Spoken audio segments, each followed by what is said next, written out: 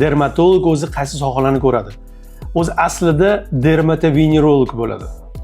Terining barcha sohalari, tirnoq, soch, quloq suprasi, burunni kirish qismi, og'iz bo'shlig'i, jinsiy a'zolar, ayollar va erkaklar jinsiy a'zolari bo'ladi.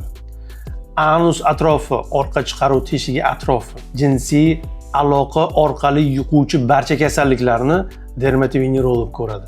Bitta savol menga ko'pincha berishadi, doktor, meditsina juda ham rivojlanib borayotgan paytda nega jinsiy aloqa orqali yuquvchi kasalliklar stabil yoki bo'lmasam har doim ko'payib, o'sib boradi dinamikada deyishadi.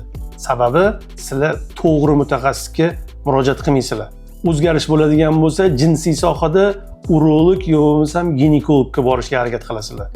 Esingizda bo'lsin, venerologik kasalliklarni dermatovenerolog ko'radi. Shuni hisobiga asorat ko'p bizada. Mutaxassis tanlashda hech qachon adashmang. O'shandagina, demak, kasallikni biz birgalikda yutamiz. Maqsadimiz hamma kasallarni biz o'zimizga chaqirib olish emas. Maqsadimiz hamma o'zini ishini qilgani ma'qul. Har doim aziyatni oddiy xalq ko'radi. Shuni oldini olib, demak, to'g'ri mutaxassis tanlansa, hamma sog'lom bo'ladi.